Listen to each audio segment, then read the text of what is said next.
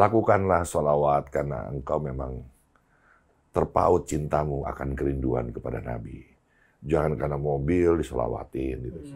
Terlalu murah harga sholawatnya. Ingin apa-apa diibadahkan, oke, no problem. Tapi bisa nggak kita ibadah dulu? Allah sudah tahu apa yang kita inginkan.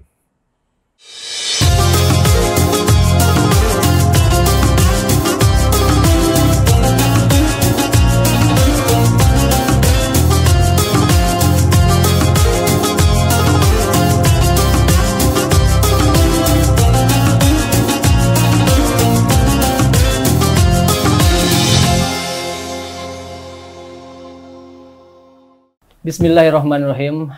Assalamualaikum warahmatullahi wabarakatuh. Ikhwan akhwat yang dirahmati Allah, senang sekali kami bisa kembali menjumpai Ikhwan akhwat dalam program acara Sahur Bersama Tokoh. Di kesempatan ini kami berada di Jurang Mangu. Jurang Mangu itu masuknya ke Tangerang ya. Dan kita tepatnya berada di Kandang Jurang Doang. Tepatnya di kediaman Dik Doang. Nah, siapa yang tidak kenal Dik Doang ya Ikhwan akhwat?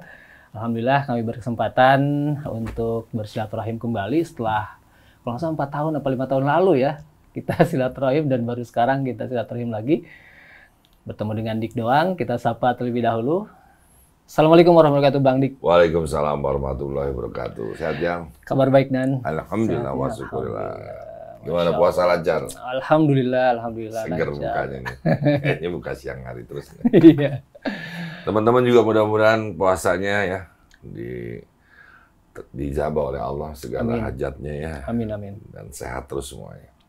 Bang Dik, usia kalau nggak salah udah 55 ya? 56 sekarang. 56? Saya bukan muji karena di kediamannya ya, tapi kelihatan masih 40 gitu. Saja, nomor rekening berapa? Serius? Ada resepnya apa? Makanan? Nah, sekarang gue tanya atau balik sama Rijal. Bacaan gitu? Nabi-nabi siapa yang usianya paling panjang?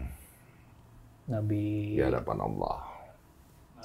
Di hadapan Allah, Nabi Adam. Nabi Adam berapa tahun? Oh, Allah nggak tahu. Ya, coba ceritain yang kamu tahu tentang Nabi Adam. Pasti sedikit kan? Iya. Jadi saya ingin ngomong bahwa yang namanya panjang usia itu adalah panjang usia kebaikan dan kebajikannya, yaitu Rasulullah. Rasulullah walaupun usianya 63 tahun, kita kumpulin nih 50 ustadz, suruh cerita tentang siapa Kanjeng Nabi ini. Itu pasti ceritanya berbeda-beda. Iya, iya. Jadi teman-teman jangan risau kalau Anda usianya nggak panjang gitu. Bukan berarti tidak dicintai, tidak mendapatkan rahmat dan ridhonya Allah. Yang penting sejauh apa kita bermanfaat bagi orang lain. Gitu sih. Kalau gue sih merhatiin itunya. Nggak terlalu mikirin panjang usia, tapi detik demi detik tuh gimana caranya hidup bermanfaat. Tapi untuk ini kan ada ikhtiarnya juga barangkali yang dikonsumsi. La wala quwata illa billah. Gue juga orang yang agak jorok makan apa aja gitu. Bismillah aja ya. Ya sebenarnya bukan panutan untuk kesehatan sih. Tapi ya seperti yang orang bilang ya, nikmat yang pertama datang kepada kita adalah bentuknya kesehatan. Tapi juga penting bahwa hidup sehat itu harus bermanfaat sih. Iya, ya, buat apa kita sehat nggak bermanfaat, hidup hanya mikirin diri sendiri ya. Umati. Masya Allah, intinya bermanfaat untuk orang lain ya. Bukan family. Ikhwan akhwat baru pembuka aja kita insya Allah udah mendapatkan intisarinya nih. Lebih jauh lagi kita akan mengambil intisari dan pesan kehidupan dari bincang-bincang dengan Bang Dik malam ini insya Allah. Bang Dik, di bulan Ramadan ini saya langsung teringat saudara kita di Gaza, Palestina, Bang Dik. Masya Allah, ini sudah mungkin udah 150 sekian hari saudara kita di Gaza ini dibantai, genocide. Bagaimana Bang Dik melihat ini gitu? Ya, astagfirullah, prihatin ya. Saya kan duta Palestina juga, saya pernah datang juga ke sana. Saya menyusuri jalan-jalan kecil di mana kita bisa diterima. Saya sholat Jumat di sana. Saya juga pergi ke makam-makam, mulai dari Goa Ibrahim, Goa yang di Hebron, terus juga di Rabi'ah, Radatul Adabiyah. Itu tempat yang elok ya, itu sebenarnya surga di buminya Allah ya. Sebenarnya. Sekarang kalau keadaannya seperti ini, Nggak bisa dilukiskan ya. Ini ujian. Kalau kita kan dapat ujian tuh tetangga kita yang kelaparan. Negara juga punya ujian, bentuknya Palestina yang sedang sengsara gitu. Ya, kita akan menang pasti. Sebenarnya peristiwa Palestina tuh yang satu aja deh percikan yang saya syukuri adalah Al-Quran itu ternyata benar. Semuanya sudah ada tercatat dan tertulis di sana gitu peristiwa-peristiwanya. Dan kita akan menang ketika cinta di hati manusia itu semuanya sudah utuh. Dia pasti akan rapuh dengan semua itu. Ya sekarang kalau kita boikot saja udah kelingkungan semua orang. Tapi kita istiqomah nggak di dalam memboikot gitu ya. Sedihlah teman-teman. Jadi kalau ada sholat Jumat sekarang di mana aja bisa.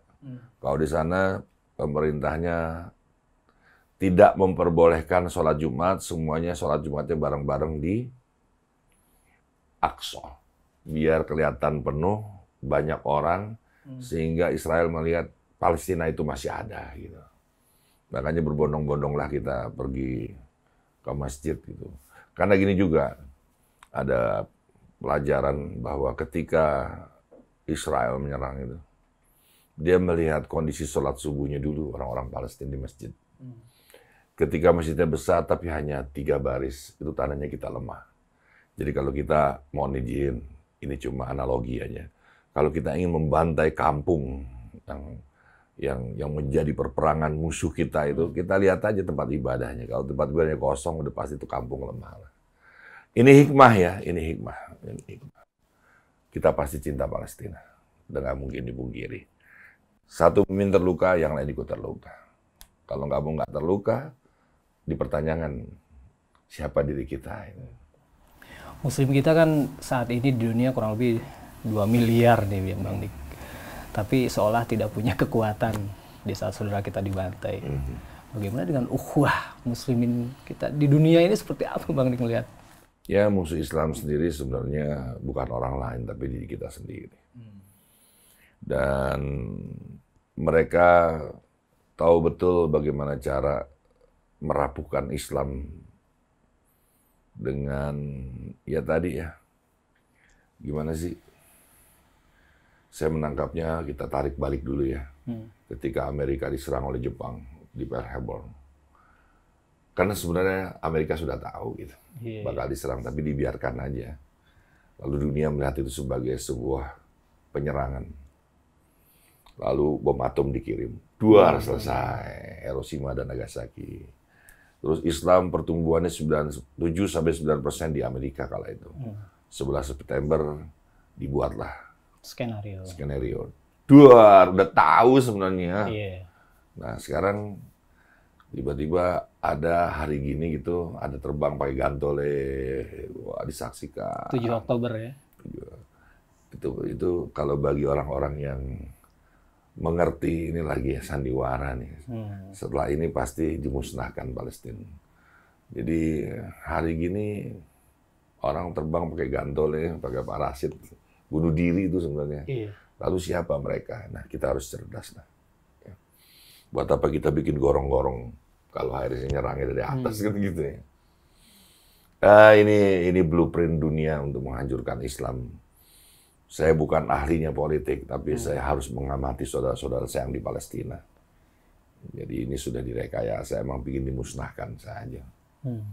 Nggak berbanding gitu kalau penyerangannya begitu, tapi jalur Gaza selesai semuanya. Gitu.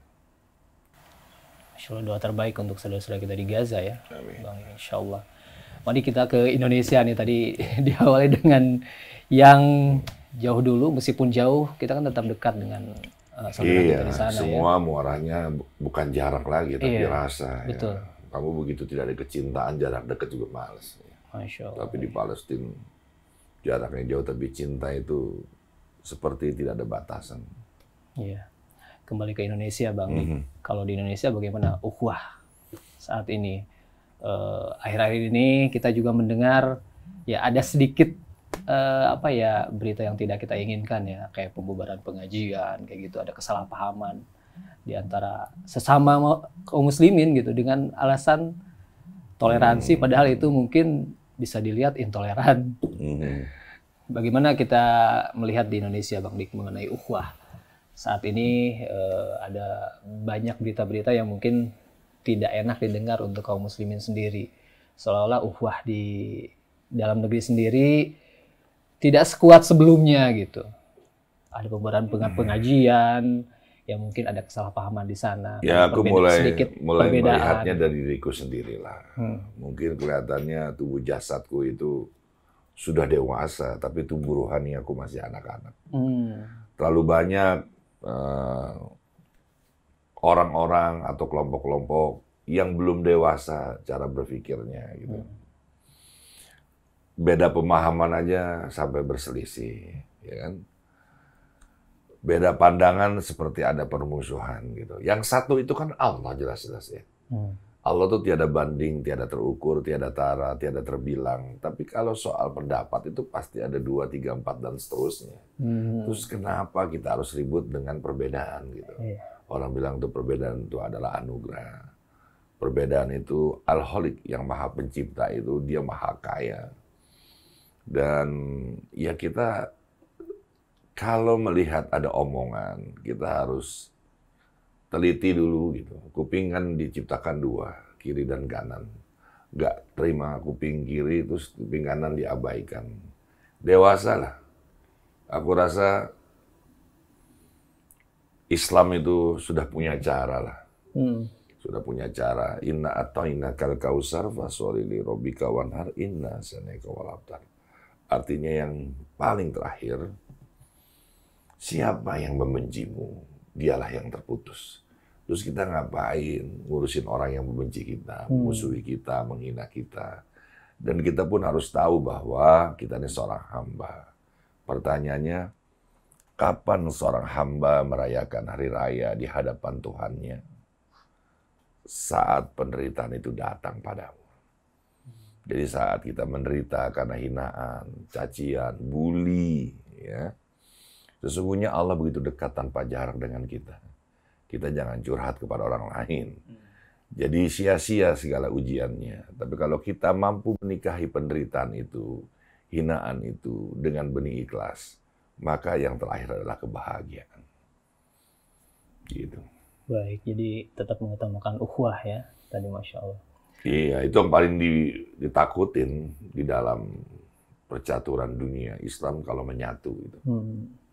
Bang Dik, kami kan ingin mengambil intisari dan pesan kehidupan seorang Bang Dik.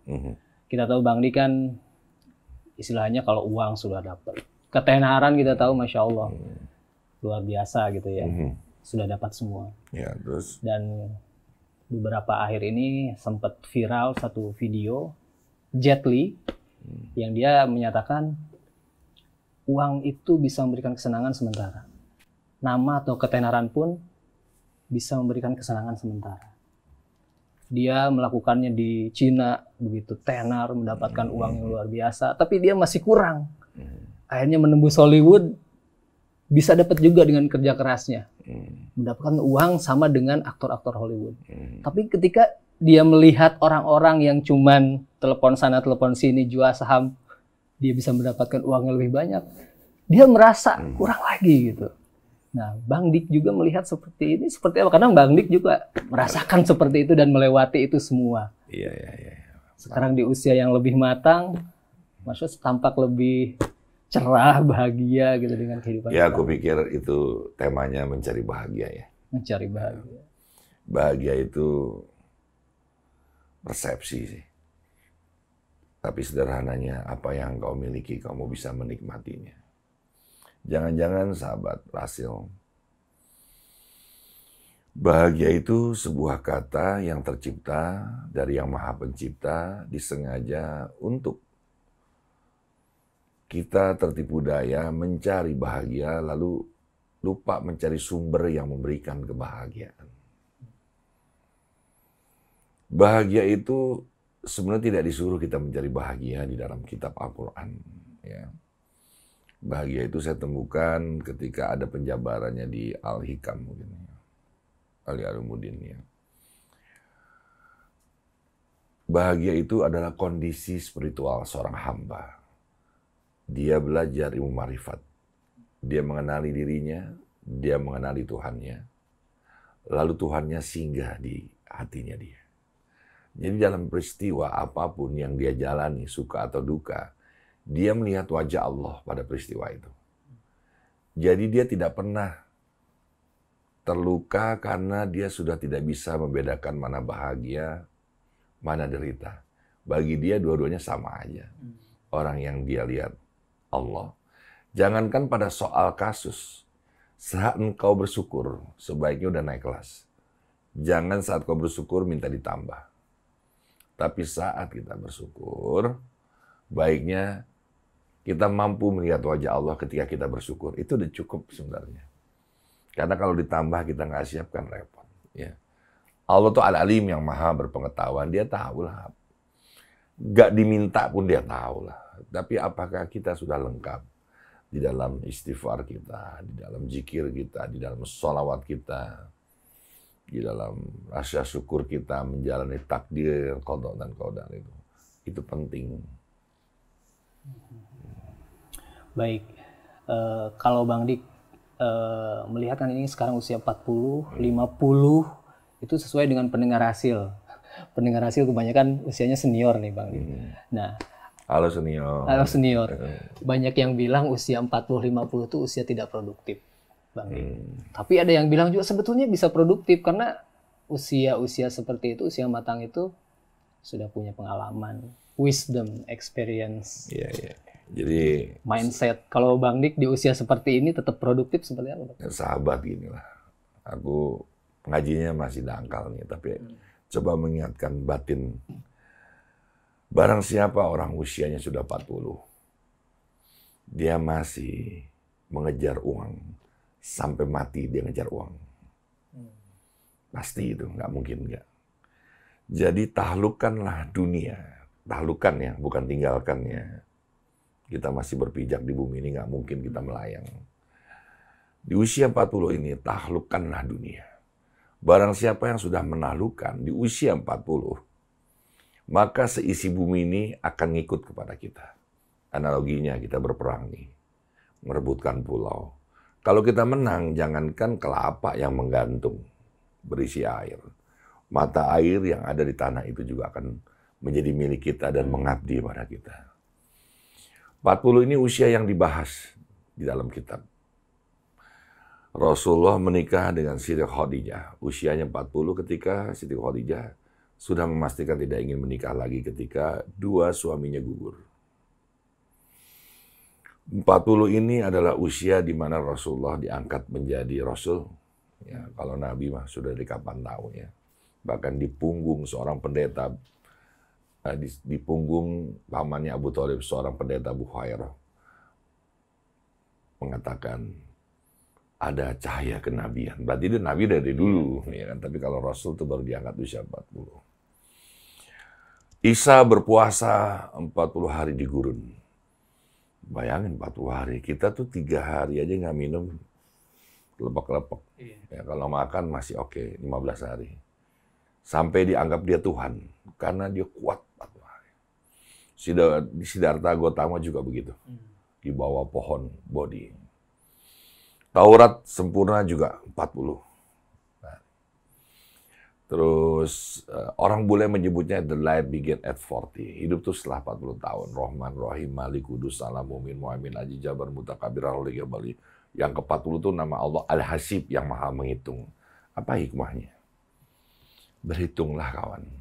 Kalau engkau usianya 40 ditambah 40 lagi jadi berapa itu? 80. Masih bisa nggak podcast gini? Batuk-batuk mulu kayaknya. Iya. Ya kan? Apa masih bisa megang kamera? Nggak bisa. Nggak bisa. Apa masih bisa mendengar notasi frekuensi untuk bisa diedit biar synchronize? Nggak bisa.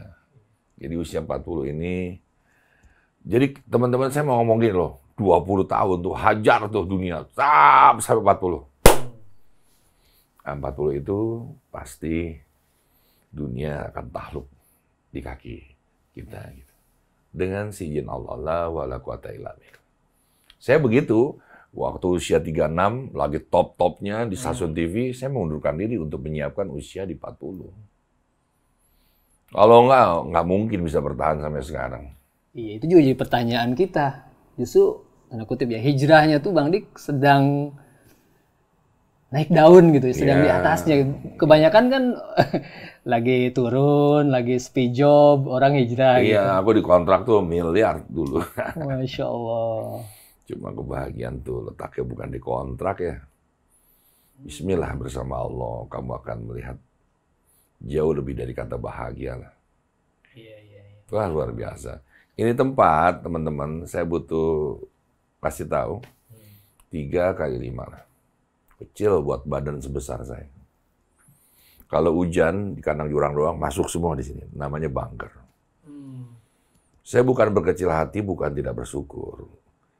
Tapi apa hikmah saya dikasih tempat ini? Saya cari wajah Allah di sini. Sehari nggak dapat, 2 hari nggak dapat, 3 hari nggak dapat. Allah sebenarnya sudah hadir. Cuma saya nyanyikan tipis keimanannya. Hari keempat saya natap jendela ini siang hari. Saya nangis. Turun 1 ayat pendek sekali. Allahu Somad. Kira-kira tuh penjelasannya, sudahlah Dik doang. Kamu hanya bergantung kepadaku. Tempat kamu bersandar gitu. Kamu nggak usah ngarepin orang datang. Nggak usah ngarepin ada yang beli.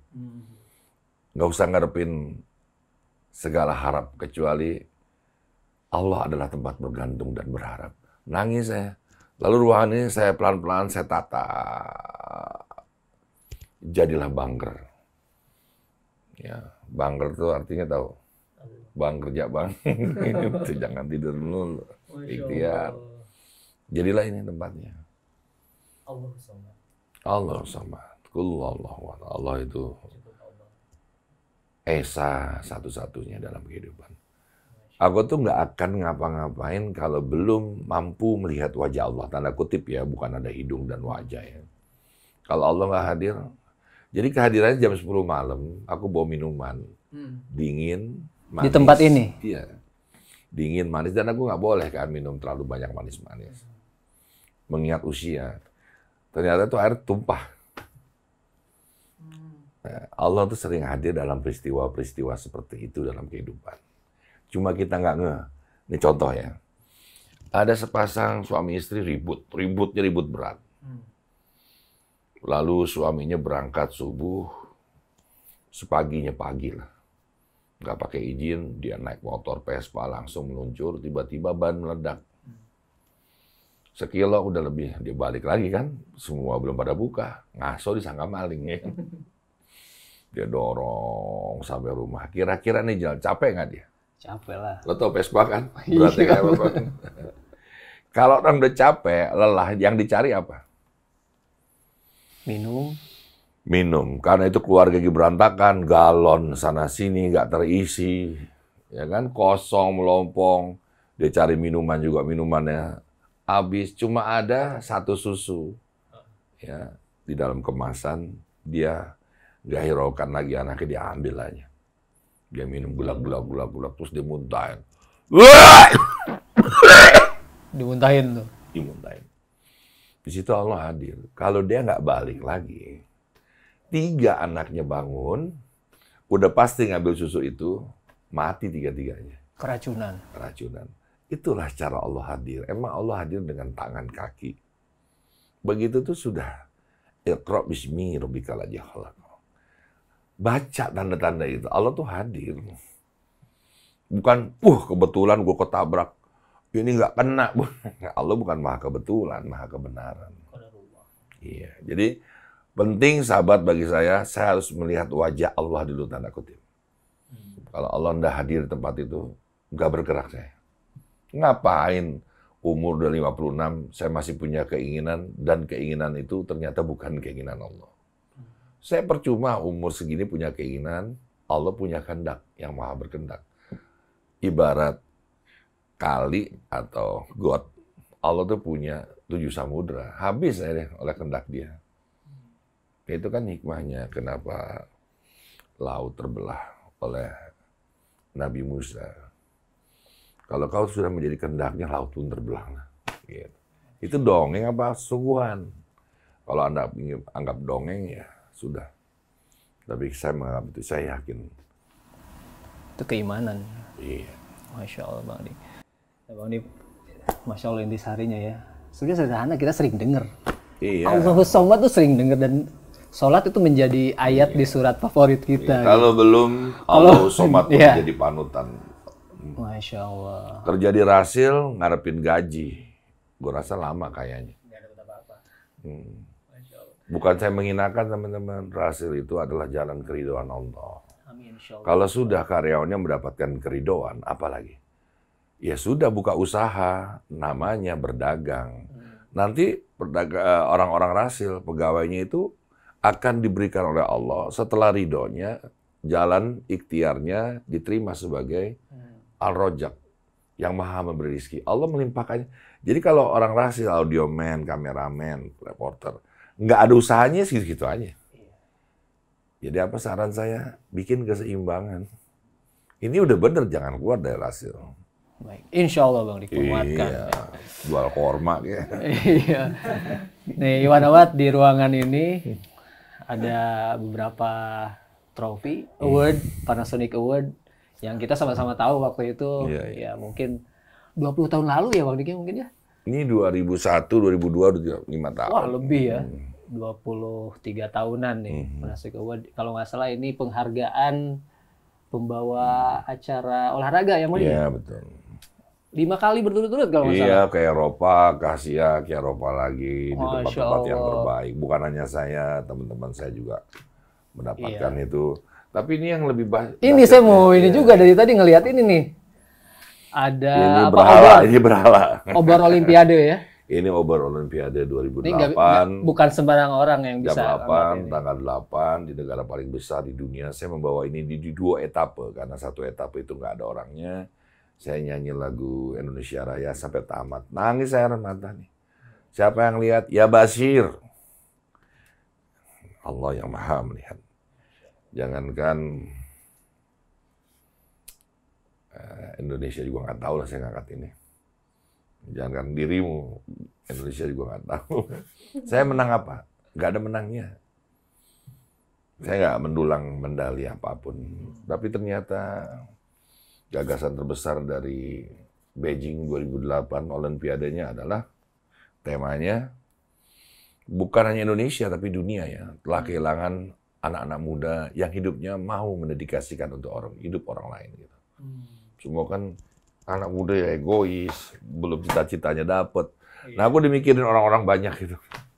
Gimana orang harus bisa cerdas, jangan miskin. Karena punya ilmu, dia bermanfaat. Gak enak, gue pernah miskin, pernah bodoh, pernah gak naik kelas. Aduh gak enak. Ya saya mau nanya itu, dengan penghargaan-penghargaan, dengan tadi ketenaran, uang. Kebaca, pernah nggak sih ke titik terendahnya Bang Dik dan bagaimana gitu untuk kembali bangkit? Pernah nggak sih seorang Bang Dik nggak punya duit gitu?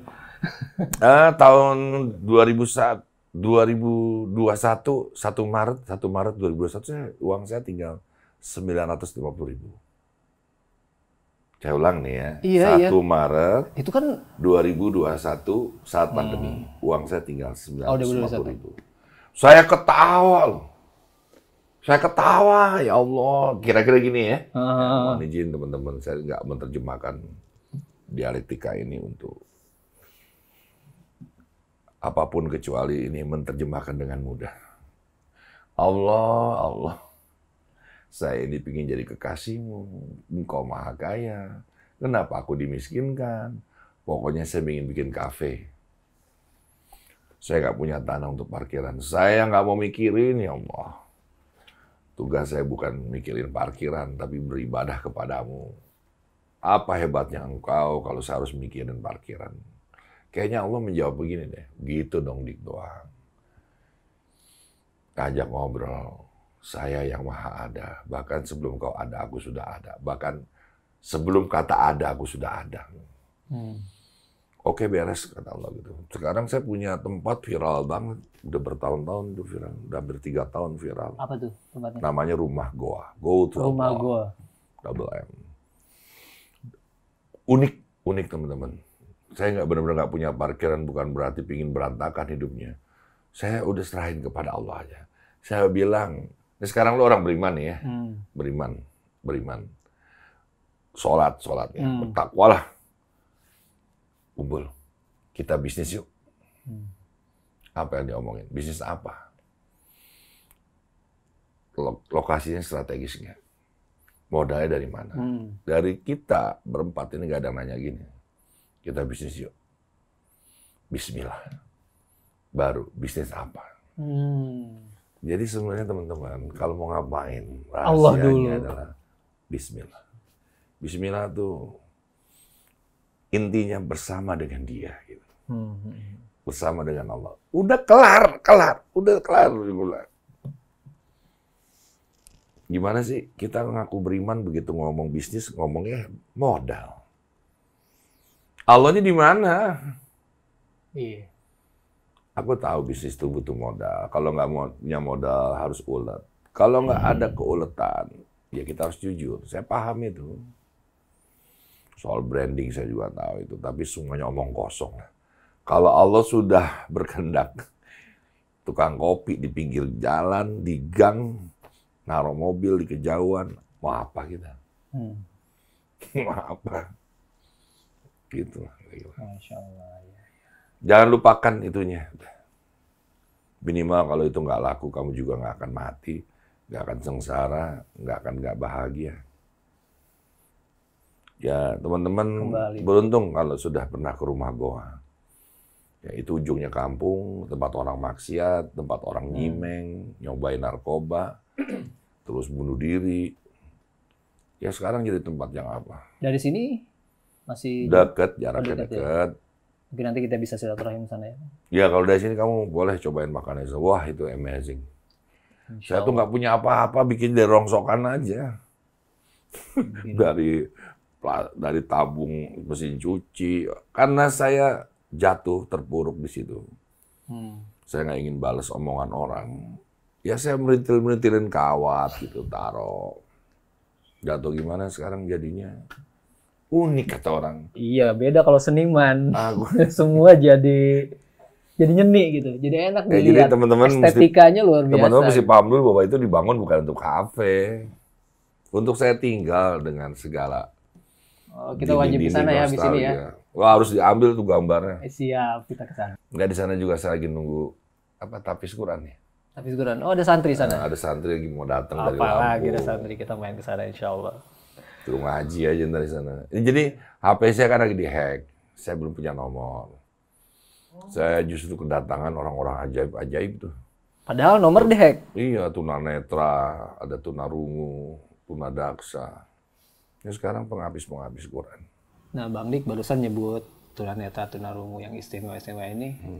Kalau sama Bang Dik istilahnya gak lepas dari nama siapa? Ucok Baba. Pasti. Mungkin bosan kali Bang Dik ya. Kalau bahas Bang Ucok Baba nih. Saya juga dengar sejarahnya bagaimana Bang Dik itu ketika ditawarkan partner jadi presenter olahraga saat itu yang ratingnya Masya Allah, malah mengambil partner Ucok Baba yang saat itu bukan siapa-siapa gitu. Tapi Bang Dik melihatnya apa sih Bang Dik? Dia melihat wajah Allah. Saya sih enggak, waktu itu kan dengarnya hanya ya memberikan kesempatan orang yang ya gini loh, Jal, Allah Maha Sempurna. Iya. Yakin loh? Yakin. Terus ada ciptanya yang nggak sempurna menurut lo? Allah gagal menciptakan ini. Kalau gagal sih enggak, cuman yang seperti itu mungkin kurang sempurna. Nah, gini nih, pemirsa Rasil, mohon maaf, yang juga punya keluarga. Orang-orang yang luar biasa, ginilah intinya. Kalau ada orang tunarungu nggak bisa bicara, terus lo anggap Allah gagal menciptakan alat komunikasi. Tidak. Lu yang gagal karena lu selalu membanding-bandingkan orang ini.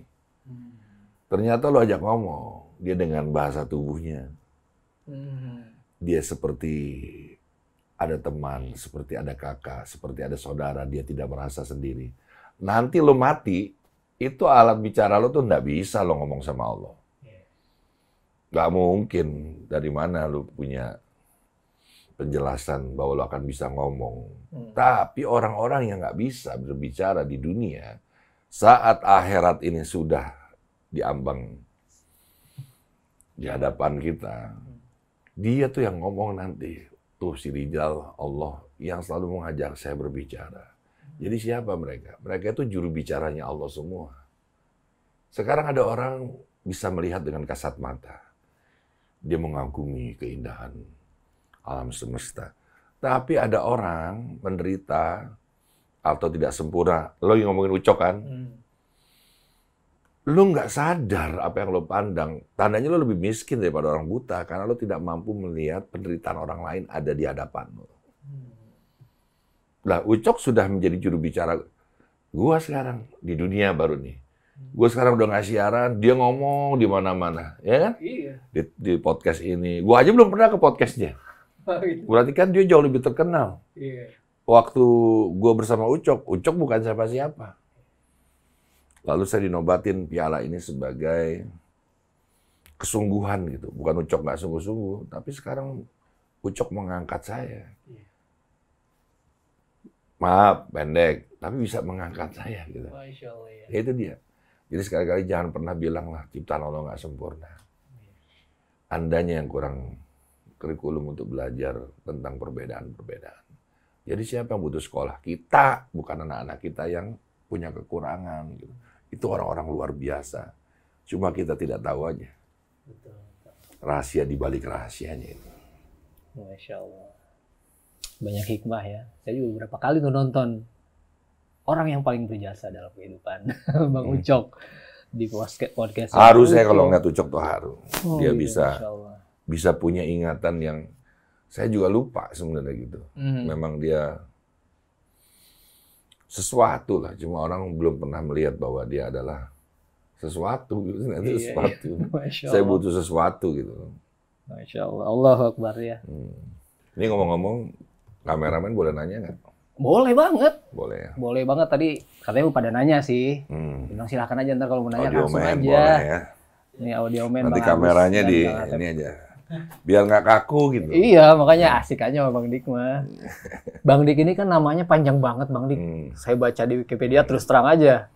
Raden Rizky Mulyawan Kartanagara Hayang Denda Kusuma.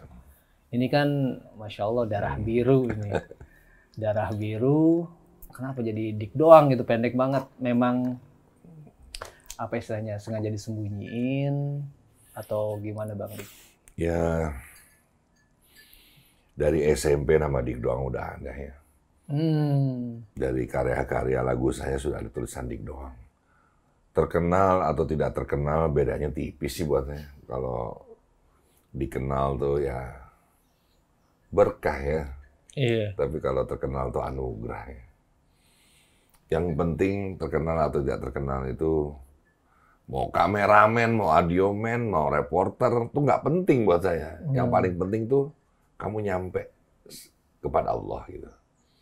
Jangan kau adalah sosok yang ada di dalam layar karena gambar wajahmu terekam, kamu jadi terkenal. Tapi kamu nggak mengenal Allah atau penduduk langit tidak tahu buat apa, semuanya jadi kesia-siaan gitu. Percuma. Jadi nama tuh jadi kayak main-mainan aja, walaupun orang bilang nama adalah doa. Bagi saya nggak, doa tuh bukan nama sih. Bagi saya doa itu SD nih, minta sama Allah. Doa itu di SMP berhadapan hati dengan Allah. Di SMA doa itu cara kita bersyukur. Naik kuliah, doa itu memuja dan memuji Allah. Nah, terakhir dalam kehidupan, setelah kita tidak belajar lagi, doa adalah cara seorang hamba mengetuhankan Tuhannya. Jadi jangan minta-minta melulu. Kan sudah turun surat Ar-Rahman. Fabiai ala rabbikum nikmat mana lagi yang kau dustakan. Itu surat kekasih ingin melamar kekasihnya. Dipertanyakan 31 kali itu. Nikmat mana lagi? Kamu kalau jadi kekasih Allah, diterima pula lagi.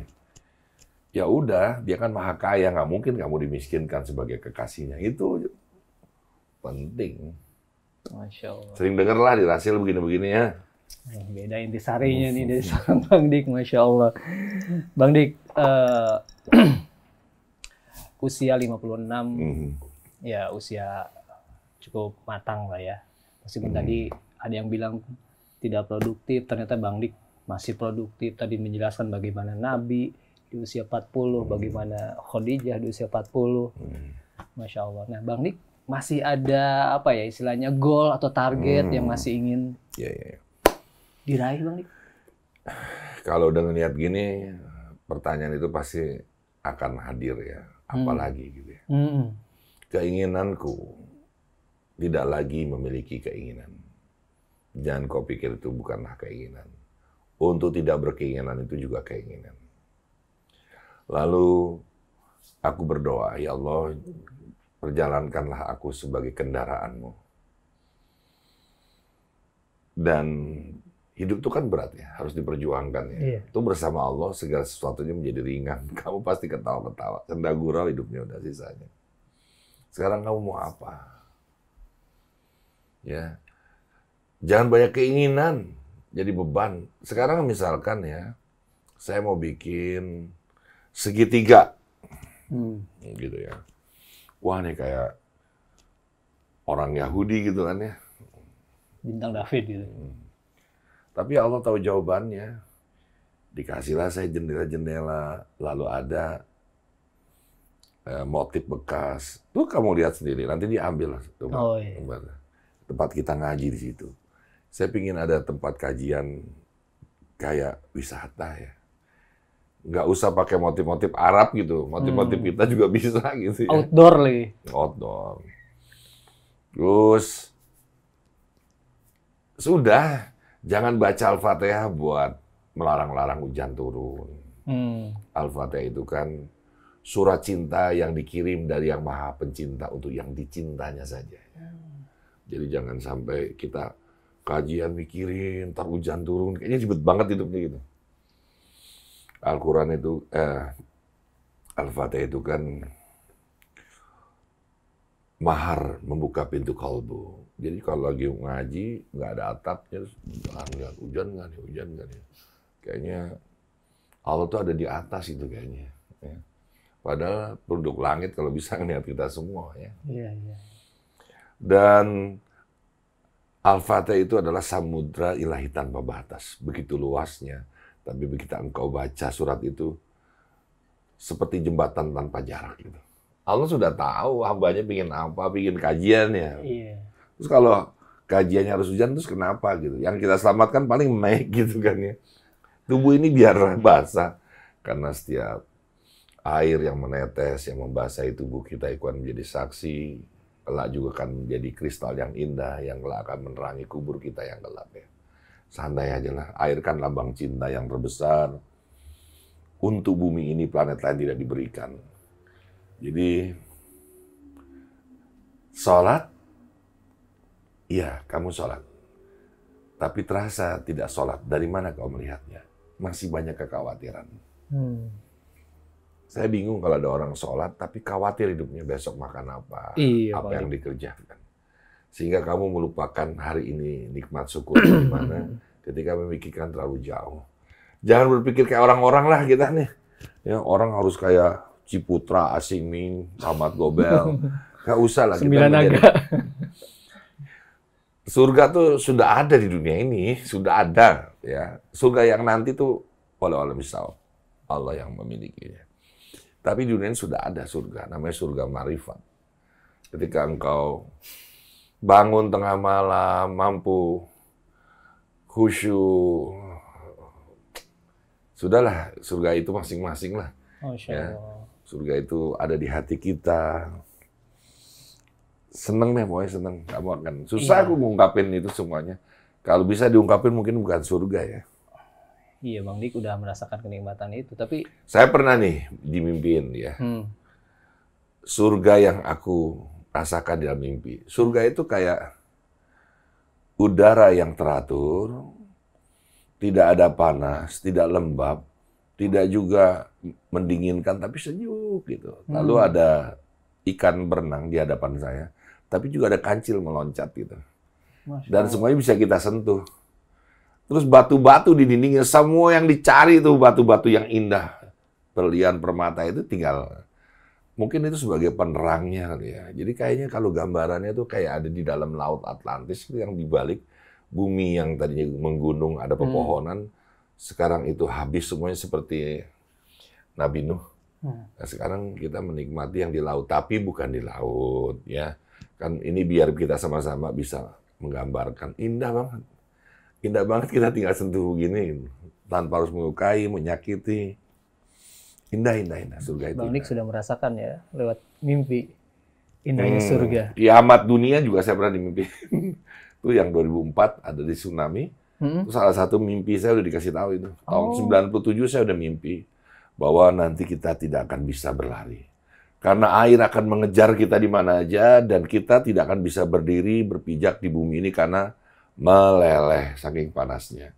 Lalu teknologi seperti apa, dia membuat gorong-gorong kan. Kita kejar semuanya. Yang selamat siapa? Pertanyaannya kan gitu ya. Kan saya mati nih. Yang selamat siapa? Di situ digambarin ada sesosok orang tua, dia marbot. Marbot ya. Ahli masjid. Jadi kita nggak tahu kapan terjadi kiamat, tapi waktunya di waktu subuh. Saat pelacur baru saja pulang, memuaskan lelaki dumbelang. Penjudi baru saja mengundi nasibnya, membanting kartu, menang dan kalah. Maling baru saja mengambil barang orang lain yang bukan haknya. Nah ini yang penting nih. Saat orang beriman, ngaku paling beriman, sedang tertidur lelap. Nah itu sudah dikasih tahu juga tuh waktu di Rempoa tuh pernah terjadi apa Rempoa? Air pecah tuh. Waduk. Apa namanya? Gintung. Nah, situ Gintung. Kira-kira gitu tuh. Yang selamat kan yang orang yang pulang sholat. Kasarnya gini nih.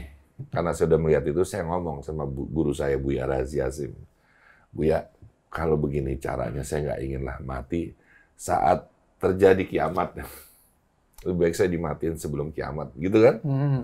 Kata Buya gini, berarti kamu bukan pejuang. Wah, ternyata kita harus berjuang sampai titik akhir. Oke. Oh iya.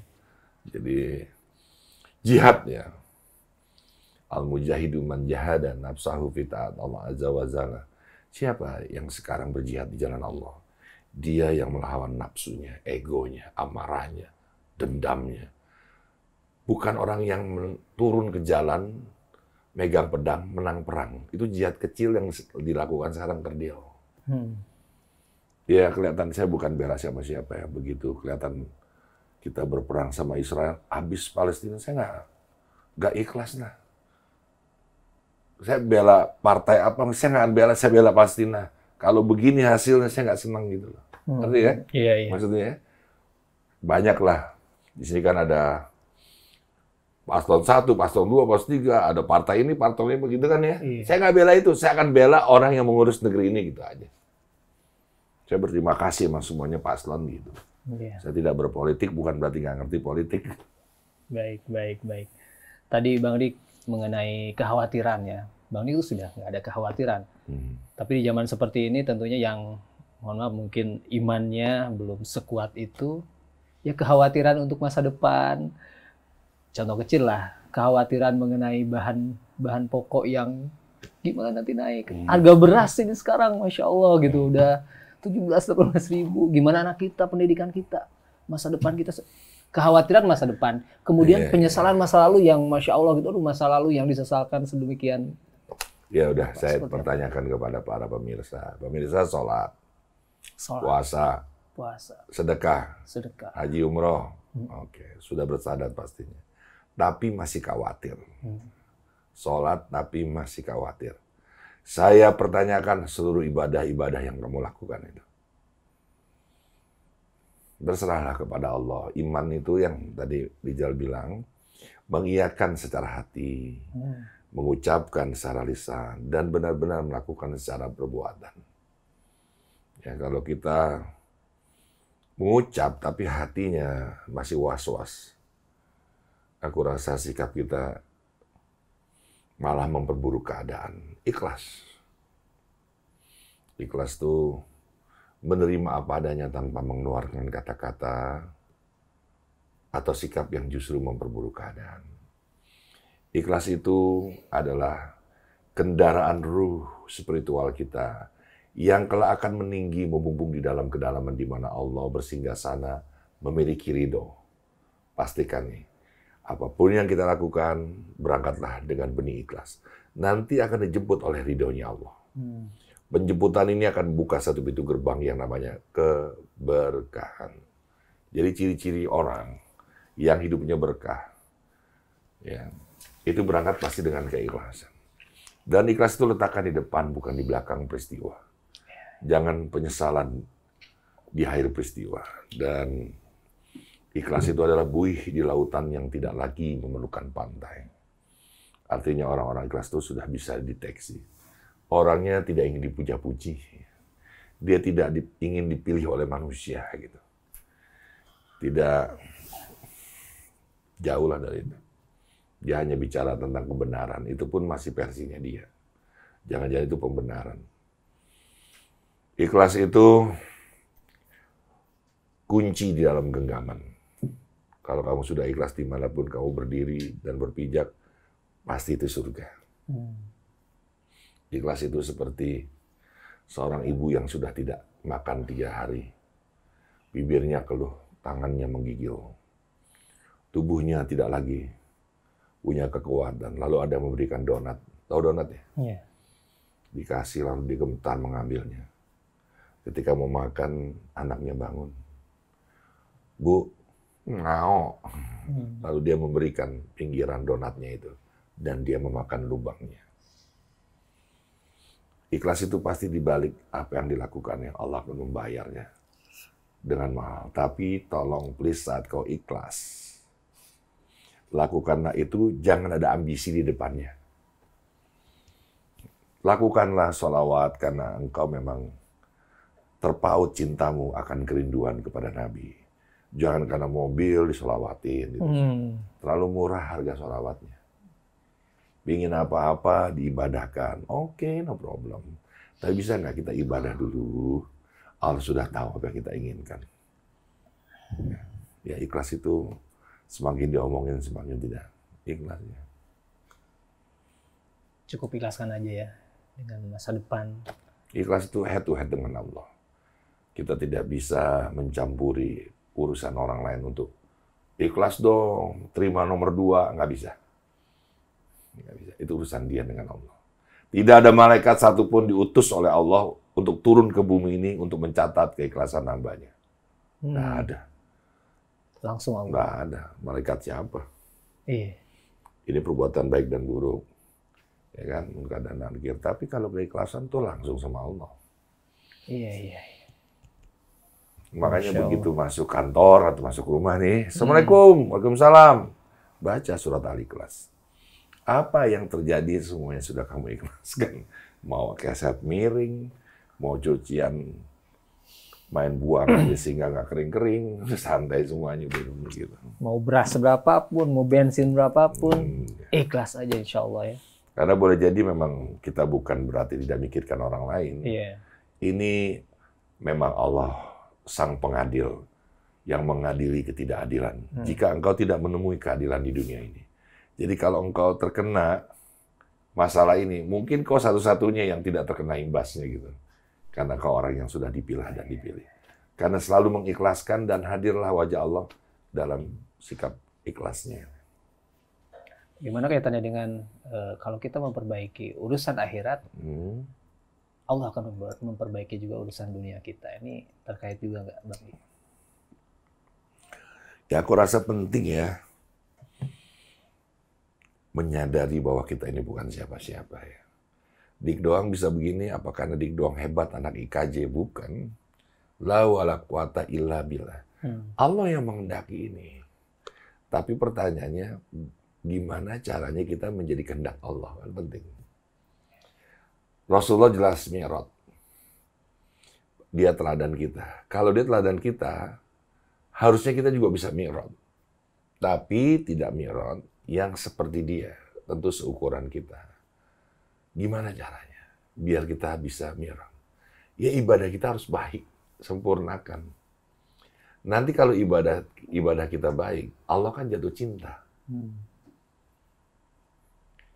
Membuat Allah jatuh cinta ini, kita akan diperlihatkan siapa Allah, mampu menatap Allah, tapi dengan pandangannya Allah, bukan dengan mata kita.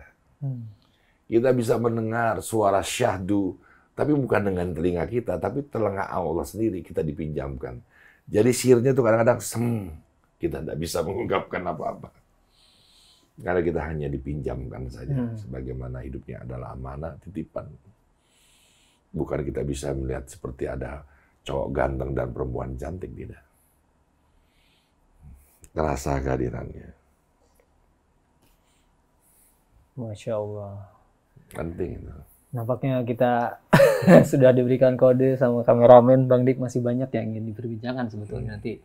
Insya Allah di lain kesempatan, Bang Dik. Namun sebelum diakhiri, Bang Dik, pesan Ramadan untuk Ikhwan Akhwat pendengar Hasil dan pemirsa Hasil. Bang Dik. Sahabat semua. Rajab Sarullah, Syaban Sariwa, Ramadan Sariumati. Rajab itu bulan Allah. Syaban itu bulanku, kata Rasulullah yang menyampaikan pesan ini. Ramadan bulannya umat. Analoginya kalau menanam pohon, Rajab itu menabur benih. Syaban itu bulan menyirami benih. Ramadan itu bulan memetik hasil. Ini bulan cinta, ini yang menyampaikan cinta, ini yang mendapatkan cinta. Pertanyaannya, apa yang kamu bisa petik di bulan suci Ramadan kalau kamu tidak pernah menabur benih di bulan Rajab? Ibarat Ramadan ini adalah olimpiade, maka berlatihlah dulu kamu sebelum datangnya bulan suci Ramadan. Seperti sekarang nih, Syaban. Mohon maaflah kepada siapapun. Ada mantan kamu yang menyakiti, tapi nomornya masih tidak dibuang. Maafkan aku tidak bisa membalas kebencianmu dengan kebencianku lagi. Mohon maaf lahir dan batin. Kalau ada orang Islam tidak sadar bahwa ada 12 bulan yang dinanti-nanti adalah bulan suci Ramadan. Ujungnya 30 hari kita berpuasa, ada hari raya. Kita nggak kenal dan kenal ngomongnya minal aidin. Itu artinya saling memaafkan. Jadi kalau ada orang Islam tidak bisa memaafkan dan tidak mau memaafkan, dia derajatnya lebih tinggi daripada Allah. Karena ini agama yang memaafkan. Rahman, Rahim, Malik, Kudus, Salam, Mumin, Muhaimin, Aziz, Jabar, Mutakabir, Al-Khaliq, Ya Bari, Ya Musawwir, Ya Ghaffar. Ada nama Allah itu, yang Maha Pengampun. Jelas? Ada namanya? Tiru. Dia Maha Pengampun. Tapi Ya Ghaffar, Ghafur, Ghaffar, Ghafur, ada lagi yang Maha Memaafkan. Ya. Di 34. Lalu ada lagi di 80, 81, sekitar situ. Ada Ya'afu, ada At-Tawaf. Allah Maha memberi taubat. Allah Maha memberi ampunan. Ngapain? Allah menulis 4 namanya yang sama. Ngapain? Rahman saja kita sudah mantap. Dia Maha Pengasih. Ini 4 kali namanya ditulis. Jadi intinya orang Islam ini lagi sakit. Bukan Islamnya, orangnya. Karena tidak bisa memaafkan. Kalau sudah tidak dimaafkan, suruh turun jabatan. Belum bisa nerima, suruh masukin penjara. Nggak puas hatinya. Nggak ngerti aku. Apa salahnya di mana gitu. Sekali lagi, ini bulan baik, saling memaafkan dan saling mendoakan. Siapapun, maafkan saja. Istrimu, suamimu, bosmu, teman karyawan, teman sekolah, teman majelis, teman komunitas, teman yang tahu-tahu ketemu di jalan atau berselisih dalam kendaraan, hampir jadi tabrakan, nggak usah turun kaki kamu untuk ribut omongan siapa yang benar dan salah. Itu kamu mukul sekali, gara-gara cuma soal harga diri. Kamu hilang kehormatan, kamu masuk ke dalam penjara. Mohon maaf lahir batin buat teman-teman Rasil. Doakan saya, semoga saya diterima menjadi kekasih Allah. Ya.